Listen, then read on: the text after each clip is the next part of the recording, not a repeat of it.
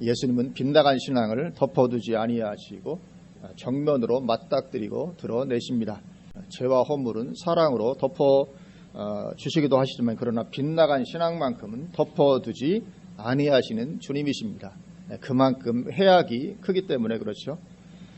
그런데 우리 그리스도인들의 신앙이 특히 그것도 주류 교계의 신앙이 빗나감을 향해 달려간다는 것은 성경과 교회 역사가 증거를 하고 있습니다. 소수의 남은 자 외에는 신앙이 빗나가 버리는 그런 가운데로 진행을 하게 됩니다. 그것이 성경이 보여주고 있고 교회 역사가 우리에게 보여주고 있습니다. 예를 들면 처음부터 아담과 하와 이후로 노아 시대가 되었을 때 소수의 남은 자 외에는 다 육신으로 전락했다고 성경이 말씀을 하고 있습니다. 그렇게 다 빗나가는 주류 신앙이 빗나가는 그런 가운데 흔히 있게 됩니다. 그 후에 다시 노아의 가정, 경건한 가정으로부터 시작해서 또 인류가 번성했지만 얼마 가지 않아서 바벨탑 시대에 또 온 인류가 그렇게 다 하나님을 대적하고 대항하게 됩니다. 그 후에 하나님께서 이제 다 버려두시고 이스라엘 민족만을 택하셔서 이제 하나님의 백성 삼아주셨는데 그 민족마저도 역시 여전히 시간이 지나니까 다 빗나가고 변질되고 그리고 민족적 불신앙으로 멸망을 당하게 됩니다. 그리고 포로로 붙잡혀가게 되죠. 그리고 예수님 당시의 유대인들, 바리새인들 역시 마찬가지로 예수님께서 화를 선포하셔야 할 만큼 그들의 신앙이 빗나갔던 것을 보여주게 됩니다. 그런데 이것은 구약 시대에만 그런 것이 아니고 신약 시대는 성령께서 오셨으니까 그렇지 않았으면 좋겠는데 역시 신약 시대라고 다르지 않은 것을 보여줍니다. 역시 그래서 초대교회 엄청난 그런 부흥의 역사로 교회가 출발했지만 그러나 얼마 가지 않아서 이 중세시대 들어서면서 교회가 변질되고 빗나가기 시작하고 마침내는 완전히 적그리스도적으로 빗나가게 됩니다. 그것이 이제 로마 캐톨릭이죠. 천주교. 그래서 이제 종교 개혁을 해야만 될 수밖에 없을 정도로 이렇게 빗나가게 되죠.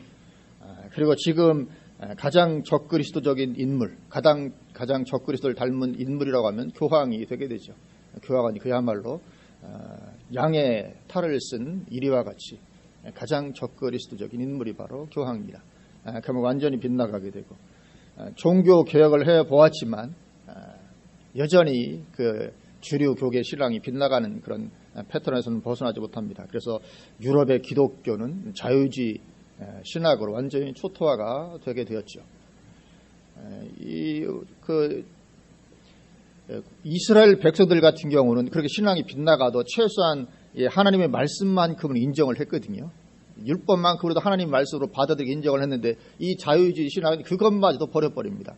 그러니까 구약 이스라엘보다 더 빗나간 거죠. 이 성경 말씀 자체를 하나님의 말씀으로 인정하지 않고 버려버리는 이게 이제 말하자면 자유주의 신학인데 그래서 이제 그 결과로 유럽의 신앙이 초토화되게 되는 결과를 가져오게 됩니다. 이것은 계속 마지막 때까지 진행이 돼서 마지막 때의 교회 역시도 데살로니가 후서 2장을 보면 재림 전 교회에 배교가 있을 것이 예언되고 있죠. 먼저 배교하는 일이 있고 예언이 되고 있습니다. 그리고 계시록에는 교계가 음녀화될 것이 예언이 되고 있습니다. 주류 교계가 그렇게 변질을 해 나갑니다. 그렇게 주류 교계는 빗나감을 향해서 나아갑니다. 교회 역사가 보여주고 있고 성경이 보여주고 있고 그리고 마지막 때를 향한 예언에서도 그것을 말씀을 하고 있습니다. 그래서 우리의 신앙은 항상 빗나감을 향해 달려갑니다. 그것도 주류 교계의 신앙이 항상 어떤 소수가 빗나가는 것이 아니고 주류가 빗나갑니다. 항상 주류가 빗나가는 것이 성경과 교회 역사가 우리에게 보여진 것입니다. 소수가 빗나가면 아무런 문제가 없겠는데 전 주류의 흐름이 빗나가기 때문에 문제가 되게 되죠. 그래서 지금도 세계 교회에서 그리고 우리나라 교계에서도 이것이 진행이 되고 있는 현실입니다. 그래서 그대로 따라가면 실상은 그것은 신앙이 아니기 때문에 망하게 되죠. 예수님께서 말씀하시기를 맹인이 맹인을 인도하면 어떻게 되겠느냐. 둘이 다 구덩이에 빠지고 말 것이다. 말씀하신 것이 바로 그것입니다. 맹인이 맹인을 인도하면 인도하는 자나 따라가는 자나 다 같이 망할 수밖에 없는 것입니다. 그래서 주류 교계의 신앙이 빗나감을 향해 달려가게 될 거라는 것은 성경의 예언이기 때문에 우리는 아무 생각 없이 그 시대의 신앙관을 따라가서는 안 되는 거죠. 그 시대의 주된 신앙관이라고 해서 안심하고 따라가다가는 큰일 날 수가 있는 것입니다. 그래서 그런 잘못된 신앙관 가운데서는 나와야 되죠. 내 백성아 거기서 나와. 그의 죄에 참여하지 말고 그가 받을 재앙들을 받지 말라. 계시록 18장에서 말씀하는 것처럼 이 죄된 그 시대의 신앙관이 있다면 거기에서 우리는 반드시 나와야 되는 것입니다. 하나님은 하나님의 백성들이 그러한 빗나간 신앙에서 돌이키기를 원하십니다. 그래서 하나님께서 강력하게 개입해서 역사하시는 때가 바로 부흥의 시기가 되죠. 그런 가운데서 하나님께서 강력하게 개입해서 회복시켜 주시는, 그게 이제 바로 부흥의 시기가 되는 것입니다. 그러나 부흥은 길게 가지 못한다는 것이 성경과 교회 역사가 증거하고 있습니다. 부흥은 대부분 길어야 몇십 년이 가게 됩니다. 그렇게 길게 엄청난 부흥이 있어도 이게 뭐 몇백 년이 가는 부흥은 지금까지 단 한 번도 없습니다. 그렇게 부흥은 오래 가지 못하고 결국 주류 교회는 다시 변질을 향해 나아가게 됩니다. 그래서 예수님도 이 땅에 계시는 동안에 예수님 당시에 빗나간 주류 신앙에 계속 도전하시죠. 그들의 빗나간 신앙을 일부러 건드리십니다. 주님은 그것이 예수님께 고난으로 돌아오고 십자가에 달리게까지 만들었지만, 그럼에도 불구하고 예수님은 계속 빗나간 신앙을 건드리시고 계속 도전하시고 계속 대항하십니다. 오늘 본문도 그러한 예들 중에 하나가 됩니다. 예수님께서 의도적으로 그들의 빗나간 신앙과 맞닥뜨리십니다. 오늘 본문이 5장인데 우리가 지난번에 봤던 4장을 보면 갈릴리에서 예수님께서 왕의 신하의 아들의 병을 고쳐주시게 되죠. 고쳐주신 후에 이제 수개월의 사역이 있었을 것인데 그 기록을 모두 생략을 하고, 그리고 예루살렘에서의 본 사건으로 건너뛰어서 기록을 하고 있습니다. 그만큼 오늘 본문의 이 사건의 의미가 큰 것이라는 것을 보여주는 것입니다. 베데스다 연못에서 한 사람의 한 병자를 고쳐주게 되는 것이 오늘 본문의 사건인데, 단지 병자 하나 고쳐준 정도의 사건이 아니라는 것입니다. 오늘 본문이 어떤 중대한 어떤 의미를 가진 사건이라는 것입니다. 그래서 이 사건을 발단으로 해서 예수님께서 참된 신앙에 대해 강력한 설교를 하십니다. 이제 19절 이하에 보면, 우리가 18절까지 오늘 본문인데 19절 이하에 보면 예수님께서 이 사건을 계기로 해서 발단으로 해서 이 참된 신앙에 대해서 강력하게 설교를 하시는 것을 보게 됩니다. 그만큼 오늘 본문의 사건은 의도된 사건입니다. 예수님께서 성부 하나님의 인도하심을 따라서 분명한 의도와 목적을 가지시고 행하신 사건입니다. 그래서 오늘 본문을 보면 38년 된 병자가 고침을 받는데, 이 38년 된 병자가 예수님께 치유를 요청하거나 아니면 믿음으로 반응했다거나 한 기록이 없습니다. 치유를 요청하지도 않았고 믿음으로 반응하지 않았음에도 불구하고 예수님께서 일방적으로 고쳐주십니다. 지금 이 사람이 고침받을 만한 어떠한 이유도 사실 없거든요. 그럼 예수님께서 일방적으로 고쳐주십니다. 그만큼 의도성을 가지고 행하셨다는 거죠. 오늘 이 본 사건을 통해서 빗나간 이스라엘의 신앙을 그대로 보여주어 드러내고, 그리고 참된 신앙의 길로의 회복을 주시기 원하셨기 때문에 예수님께서 일방적으로 오늘 본문의 일을 진행하신 것을 보게 됩니다. 그래서 날짜부터 일부러 안식일로 잡으십니다. 의도적으로 안식일에 베데스다에 가십니다. 당시 이스라엘은 안식일의 참된 의미를 놓쳐버리고 잘못된 신앙을 붙잡고 있었죠. 그런데 그 하나가 다 말해주는 것입니다. 그 하나로 이스라엘의 빗나간 신앙을 적나라하게 보여주고 있는 것입니다. 그래서 예수님께서 안식일을 택하사 그곳에 가십니다. 오늘 8절부터 보면 이렇게 말씀합니다. 예수께서 이르시되 일어나 내 자리를 들고 걸어가라 하시니 그 사람이 곧 나아서 자리를 들고 걸어가니라. 이날은 안식일이니. 그렇게 말씀을 하고 있습니다. 또 16절을 보면 그러므로 안식일에 이러한 일을 행하신다 하여 유대인들이 예수를 박해하게 된지라. 그렇게 말씀하고 있습니다. 그렇게 안식일에 이러한 일을 행하시면 박해를 받으실 것을 예수님 다 아셨음에도 불구하고 그럼에도 이 일을 안식일에 행하십니다. 다른 날에 행해도 될 텐데 일부러 고의성을 가지시고 안식일에 이 일을 행하시는 것입니다. 사실 안식일에 일하지 말라는 명령은 오늘 본문을 보면 예수님이 병자를 고치시고 이 병자가 누워 있었으니까 내 자리를 들고 걸어가라. 그래서 이 병자가 나와서 자리를 들고, 뭐 자리도 좋은 것도 아니겠는데 자리를 들고 걸어간 그것 때문에 너 왜 안식일에 일을 하느냐, 이래서 이제 핍박이 오게 되는 것인데, 근데 이 성경에 주님께서 주신 율법의 안식일에 일하지 말라는 명령은 누웠던 자리 들고 걸어가지 말라는 그런 취지의 명령이 전혀 아니었죠. 하나님의 의도는 그런 것이 전혀 아니었습니다. 뭐 누웠다 누웠던 자리 들고 가지 말라는 그런 정도의 취지가 전혀 아니었죠. 그것은 하나님의 의도가 아니라 단지 장로들의 유전에 불과했습니다. 장로들은 자기 나름대로 율법을 해석해서 복잡한 많은 규정들을 만들어냈습니다. 그 많은 규정들 중에 하나가 안식일에는 물건을 옮겨서는 안 된다는 것이었습니다. 안식일에는 물건 옮기지 마라. 이건 장로들이 만든 규칙입니다. 규정입니다. 그래서 그것은 장로들의 유전이었지 하나님의 안식일 준수 계명의 취지와는 아무런 상관이 없는 것이었습니다. 그런데 바리새인들은 하나님 그분과의 친밀한 교통에는 아무런 관심이 없었습니다. 살아계신 하나님, 그 하나님과의 친밀하게 교통하는 것에는 아무런 관심이 없었고 단지 여러 규칙들을 제대로 지키는 그것이 신앙이라고 생각했습니다. 규칙들을 많이 만들어 놓고 그 규칙을 제대로 지키면 철저하게 지키고자 애를 쓰면 그것이 바로 신앙이다. 그러면서 살아계신 하나님과 어떤 교통하는 것은 던져버렸던 거죠. 그러나 그것은 신앙이 아닌 거죠. 그래서 예수님은 안식일에 이러한 일을 행하신다여 박해인한 유대인들에게 바로 그것을 말씀하십니다. 17절에 보면 예수께서 그들에게 이르시되 내 아버지께서 이제까지 일하시니 나도 일한다. 그렇게 말씀하십니다.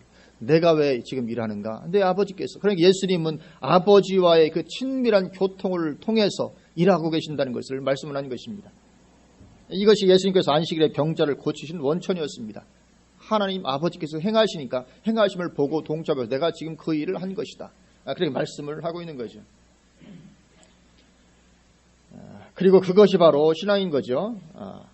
하나님과의 친밀한 교통 가운데 행하는 것, 그것이 진정한 신앙입니다.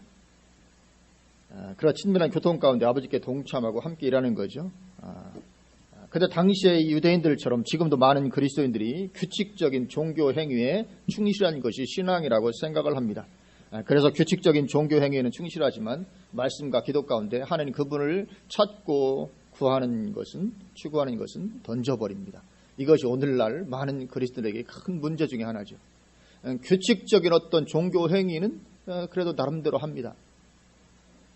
뭐 주일 되면 교회 가고 헌금도 하고 이렇게 이런 어떤 규칙적인 어떤 그런 것들은 하지만 그러나 정말 정작 살아있는 하나님 그분과 내가 교통하기 위해서 말씀과 기도 가운데 그분을 찾고 그분을 추구하고 그분과 함께 동행하기 원해서 하는 이런 것들은 던져버리고 사는 그리스도인들이 대다수고 그리고 성경은 그것은 신앙이 아니라 그렇게 말씀을 하는 것입니다.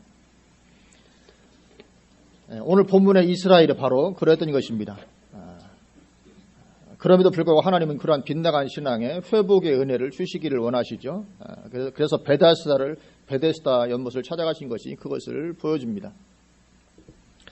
지금 베데스다의 그 연못 주변에 많은 병자들이 있습니다.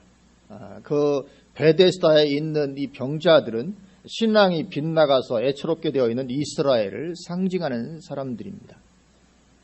2절부터 이렇게 말씀합니다. 2절 예루살렘에 있는 양문 곁에 히브리 말로 베데스다라는 못이 있는데 거기 행각 5이 있고 그 안에 많은 병자, 맹인, 다리 저는 사람, 혈기 마른 사람들이 누워 물의 움직임을 기다리니 이는 천사가 가끔 못에 내려와 물을 움직이게 하는데 움직인 후에 먼저 들어가는 자는 어떤 병에 걸렸든지 낫게 되밀어라.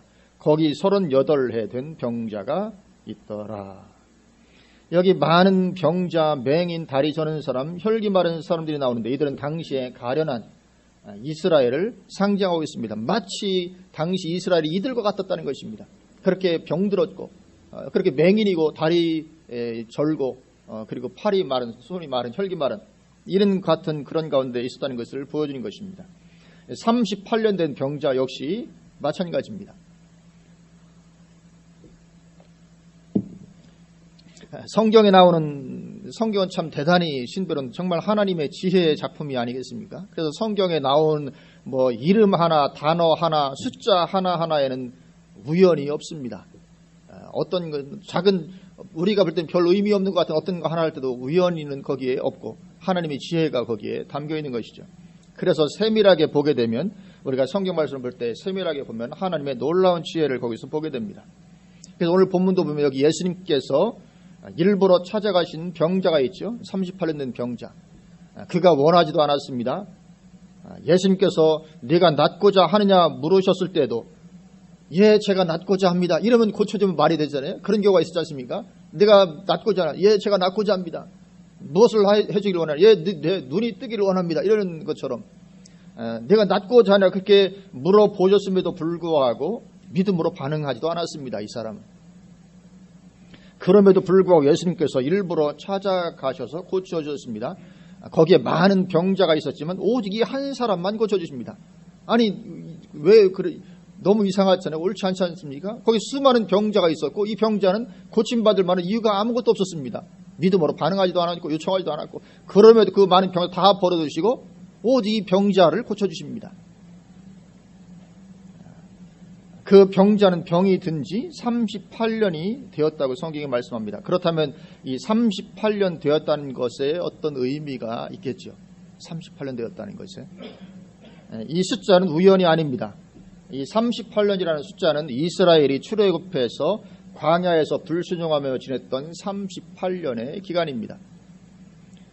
신명기 2장 14절로 이렇게 말씀합니다. 가데스 바네에서 떠나 세레 시내를 건너기까지 38년 동안이라 이때에는 그 시대의 모든 군인들이 여호와께서 그들에게 맹세하신 대로 진영 중에서 다 멸망하였나니 이렇게 말씀하고 있습니다. 이스라엘 백성들이 출애굽해서 홍해를 건너고 그리고 그 시내산에 도착을 하고 거기서 율법을 받고 또 가데스 바네 가고 이리까지 하는 데야 2년 정도 걸리게 됩니다. 2년. 그리고 가데스 바네에서 12정탐꾼 보냈다고 불신앙을 함으로 말미암아서 하나님께서 이제 광야를 돌리시겠는데 그 후로부터 이제 38년 합쳐서 이제 40년이 되게 되죠. 그래서 가데스 바네에서부터 이제 38년간을 광야 생활을 하게 됩니다. 그래서 그 가데스 바네아에서의 죄로 인해서 38년 동안을 이스라엘 백성들이 광야에서 고생을 하게 되는데 물론 그 38년도 불평과 불순종으로 점철된 그런 기간이었죠. 죄로 인해서 38년 그렇게 했고 38년도 역시 죄 가운데 보낸 그런 시간이었습니다. 그리고 예수님 당시에 이스라엘이 바로 또 그런 가운데 있었다는 것을 보여주는 것입니다. 죄로 인해서 38년간 고생하였던 그 출애굽 광야 시대 이스라엘 백성들과 같은 똑같은 영적인 처지에 지금 예수님 당시에 이스라엘이 그런 가운데 있었다는 것입니다. 그것을 보여주고 있는 것입니다. 그래서 하나님의 회복이 절대적으로 필요한 그런 가운데 이스라엘이 있었습니다. 38년은 그런 상징성을 가지고 있습니다. 그리고 그것뿐만이 아니라 자세히 보면 하나하나가 다 영적인 의미들을 많이 가지고 있습니다. 지금 하나님은 예수님은 이스라엘 백성들에게 은혜와 긍휼을 베푸시기를 원하십니다. 그래서 베데스다에 가셨는데 이 베데스다는 뜻이 긍휼의 집 그런 뜻입니다. 지금 하나님 이스라엘 백성들에게 긍휼 베풀기 원하시잖아요. 회복시키기를 원하시고. 근데 베데스다 뜻이 긍휼의 집이라는 뜻입니다. 그리고 거기에 행각이 몇 개 있습니까? 행각이 5개가 있었죠. 5장 2절로 보면 예루살렘에 있는 양문 곁에 히브리 말로 베데스라는 곳이 있는데 거기 행각 5이 있고 행각이 5이 있었다고 되어 있습니다. 이 5라는 숫자는 성경에서 은혜, 은총을 상징합니다. 이 성경에는 수가 상징하는 것들 다 있거든요. 1은 성부 하나님을 상징합니다. 2는 성자 예수님을 상징하고 3은 성령 하나님을 상징합니다. 그리고 4는 피조물을 상징합니다. 그리고 5는 4 더하기 1이죠. 피조물에다가 더하기 하나. 하나님의 능력, 피조물에 하나님의 능력이 임해서 이제 5가 되죠. 그래서 이것은 은혜, 은총을 상징하며 성경에서. 그래서 예를 들면 그 요셉이 보면 총리가 된 요셉이 그 형제들이 찾아왔을 때 친동생 베냐민에게는 다른 사람보다 음식을 5배를 더 주게 됩니다. 옷을 줄 때도 다른 형제들은 한 벌 주게 되는데 베냐민에게만 옷을 5벌 주게 됩니다. 왜냐하면 5가 은혜, 은총을 상징할 수 있기 때문에. 그리고 우리가 잘 아는 오병이어 귀족도 그래서 떡이 5개로 예수님께서 시작을 하시는 것입니다. 그래서 이 긍휼의 집이라는 뜻을 가진 베데스다에 은총을 상징하는 행각 5이 있었습니다. 그리고 베데스다는 2절을 보면 어디에 있었는가 하면 양문 곁에 있었다고 기록이 되어 있습니다. 양문은 글자 그대로 양의 문입니다. 양들이 출입하는 문입니다. 하나님께 그러니까 제물을 바치기 위해서 양을 끌고 갈 때 이 문을 통과해서 가게 됩니다. 그래 양문이면 양해문. 그리고 그것은 어린 양 대신 예수 그리스도의 십자가의 은혜를 상징하죠. 양해문. 어린 양 대신 예수 그리스도의 십자가를 상징하는 게 양해문입니다. 그리고 거기에 지금 하나님의 은혜를 절대적으로 필요로 하는 많은 병자, 맹인, 다리 저는 사람, 혈기 마른 사람들이 누워 있었습니다. 그리고 그들을 대표하고 있는 사람이 38년 된 병자입니다. 마치 38년 동안 광야에서 떠돌았던 그 이스라엘과 같이 그렇게 불구와 같이 되어 있는 이스라엘 상징을 하고 있습니다. 여기 보면 맹인이 나오죠. 맹인이니까 하나님의 영광을 보지도 못하고 자신들의 비참한 처지를 보지도 못합니다. 영적으로 그런 것이죠. 그리고 다리를 저는 자는 안진뱅입니다. 그러니까 하나님을 따라 걸어가지도 못합니다. 혈기 마른 사람은 손이 마비된 사람을 가리키는데 손이 마비되어 있기 때문에 하나님을 섬기는 일을 할 수도 없죠. 지금 이스라엘의 영적인 실상을 그렇게 보여주고 있습니다. 그리고 이들이 할 수 있는 것은 오직 기다리는 거, 그거 하나밖에 없는 것이죠. 기다리는 거. 언젠가 어떤 역사로 회복될 때가 오기를 기다리는 것뿐이었습니다. 그런데 거기에 지금 누가 오셨습니까? 예수님이 오셨습니다. 회복하실 능력이 있으시고 은혜와 긍휼을 베푸실 예수님이 거기에 오셨습니다. 그러나 어느 누구도 예수님을 알아보지 못하죠. 마치 예수님께서 자기 백성에게 갔으나 그 백성들이 알아보지 못했다고 요한복음 1장에서 말씀한 것처럼 그렇습니다. 여기 연못가에 있는 사람들을 이들은 아무런 소망이 없는 사람들입니다. 어떠한 소망도 없습니다. 이 3절 중간부터 보면 괄호로 묶여있는 구절이 있죠. 3절 중간부터 보면 괄호가 되어 있습니다. 물의 움직임을 기다리니 거기도 그죠? 괄호가 되어 있죠. 물의 움직임을 기다리니 이는 천사가 가끔 모세에 내려와 물을 움직이게 하는데 움직인 후에 먼저 들어가는 자는 어떤 병에 걸렸든지 낫게 되밀어라. 여기까지가 괄호로 묶여 있습니다. 왜냐하면 왜 괄호로 묶어놓았는가 하면 이 부분은 어떤 성경 사본들에는 기록이 되어 있지만 성경은 원본이 없습니다. 성경은 전부 다 사본입니다. 원본 없고 다 사본인데 어떤 사본들에는 이것이 기록이 되어 있습니다. 그런데 대부분의 권위 있는 사본들에는 이 부분이 없습니다. 빠져 있습니다. 그래서 학자들은 원래는 원본은 없었던 것인데 어떤 필사자가 필사를 하면서 사본을 만들면서 난외 주로 이렇게 적어놨던 것을 다음 필사자가 옮겨 적으면서 그것을 그냥 본문으로 집어넣어서 했을 것이다. 이렇게 추정을 하고 있습니다. 그러니까 이 괄호 부분은 실제 원문에는 없는 내용이라 그런 거죠.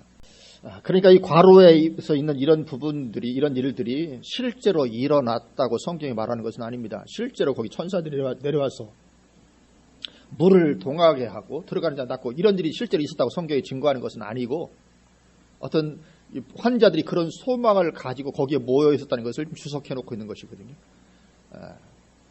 그러니까 여기 모여 있는 병자들은 그런 어떤 전설적인 소망을 가지고 거기에 있었던 것입니다. 물론 그들 중에는 우연히 나은 사람도 있었겠죠. 그렇게 여기에 모인 병자들은 소망이 없는 그런 사람들이었습니다. 그래 하나님의 회복의 은혜 아니고서는 소망이 없는 거죠. 지금 이스라엘이 그러함을 보여주는 것이고 어느 시대에나 신앙이 곁으로 빗나가 버리게 되고 많은 주류 교계의 그리스도인들이 그러함을 지금 보여주는 것입니다. 마치 이 병자들 같은 그런 가운데 있는 아무런 소망 없는 그런 것임을 보여주는 것입니다. 그렇게 주류 교계는 항상 빗나갑니다. 오늘 예수님 당시에 유대인들, 바리새인들이 빗나갔듯이 항상 그렇게 빗나가는 경향성을 가지게 되고 그리고 그렇게 빗나간 주류 교계는 항상 진정한 하나님의 사람을 이단으로 몰고 박해하게 됩니다. 왜냐하면 그들은 소수니까. 항상 남은 자는 소수입니다. 신앙이 참된 신앙을 가진 소수니까 항상 주류로부터 늘 박해를 받게 되고 이단으로 정죄를 당하게 됩니다. 물론 진짜 이단도 있지만 정말 참된 신앙이기 때문에 주류교에서 이단으로 비난과 정죄를 당한 일은 항상 일어나게 되는 것이죠. 그러니까 종교개혁을 했던 마틴 루터나 칼빈이나 당시 주류교에서는 다 이단이었거든요. 죽여야 될 만큼 아주 못된 이단이었던 거죠. 항상 그렇게 되는 것이죠. 그래서 18절도 보면 유대인들이 이로 말미암아 더욱 예수를 죽이고자 하니 이런 말씀처럼 그렇게 되는 것이죠. 오늘 그래서 이 38년 된 병자가 나오는데 이 병자가 38년이나 고생을 하게 됐는데 왜 38년 동안 고생을 하게 됐을까? 14절 보면 이렇게 말씀합니다. 14절 그 후에 예수께서 성전에서 그 사람을 만나 이르시되 보라 내가 나았으니 더 심한 것이 생기지 않게 다시는 죄를 범하지 말라 하시니 이렇게 말씀합니다. 그러니까 이 병자가 병들게 되었던 원인이 죄를 지었기 때문인 것을 보게 됩니다. 물론 모든 병이 다 죄 때문에 오는 것은 아닙니다. 근데 최소한 이 병자의 38인데 이 병자는 지금 병 걸린 것이 죄 때문에 병이 들었던 것입니다. 예수님께서 그래서 일부러 더 찾아가신 거죠. 이 죄가 그렇게 만들었습니다. 이 가데스 바네아에서 이스라엘의 불신앙의 죄가 38년 동안을 고통스럽게 만들었던 것과 같은 것입니다. 주님 그렇게 38년 된 병자를 찾아가셔서 그를 은혜로 고쳐주시게 됩니다. 그리고 이 38년 된 병자는 그렇게 몸의 병을 고침받게 되었을 뿐만 아니라 영혼의 구원도 얻고 회복이 되게 됩니다. 영육간에 다 회복이 되게 되죠. 그래서 이제 그는 가서 그리스도를 증거하게 됩니다. 15절 그 사람이 유대인들에게 가서 자기를 고친 이는 예수라 하니라. 예수님을 증거하게 됩니다. 얼마나 기쁘겠어요. 병에서 38년 된 병에서 고침받았으니 얼마나 기쁘겠습니까. 이건 뭐 온 세상을 다 얻은 것 같은 기쁠 것입니다. 근데 너 누구 어떻게 너 나음을 받았냐 모르거든요. 나중에 예수님 만나서 알게 되니까 네 알았다고. 나를 고친 바로 예수님 그분이 나를 고치셨다. 아마 가는 데마다 말하게 되는 거죠. 증거하게 되는 것입니다. 그리고 하나님께서 우리에게 해주기를 원하시는 것도 바로 그것입니다. 하나님은 우리를 죄에서 건지시고 회복시켜 주시기 원하십니다. 참된 신앙으로 일으켜 주시기를 원하시는 거죠. 그래서 그리스도의 증인으로 서게 되기를 원하시는 것입니다. 우리를 향하신 하나님의 뜻인 줄로 믿습니다. 그래서 이 빗나간 신앙 예수님께서 맞닥뜨리시는데 이 빗나간 신앙, 이 빗나가 있는 신앙은 참된 신앙으로 돌아오기가 참 어렵습니다. 예수님이 그렇게 사과를 하시고 표적을 나타내고 하셔도 예수님을 죽이려고 하지 참된 신앙으로 돌아오지 않습니다. 이게 참 어렵습니다. 한번 빗나간 신앙은 참된 신앙으로 돌이키기가 참 어렵습니다. 그렇기 때문에 우리는 늘 우리의 신앙을 살펴서 참된 신앙에 항상 머물도록 애를 써야 될 줄로 믿습니다. 우리도 한번 빗나가면 돌이키기 어렵습니다. 그래서 참된 신앙의 자리를 벗어나지 않도록 날마다 우리 날마다 그럴 줄로 믿습니다. 날마다 말씀과 기도 가운데 안으로는 충만에 헌신하고 밖으로는 사랑에 헌신하고 그리고 그러는 가운데 삶의 현장에서 증인에 헌신하는 것인 줄로 믿습니다. 이러한 회복된 그리스도인 삶으로 우리가 날마다 충만하도록 추구할 때 우리는 안전하게 우리의 신앙이 승리하게 될 줄로 믿습니다. 그 신앙 가운데 하나님 항상 임마누엘 은혜와 축복으로 함께해 줄 줄로 믿습니다. 아멘. 기도하시겠습니다.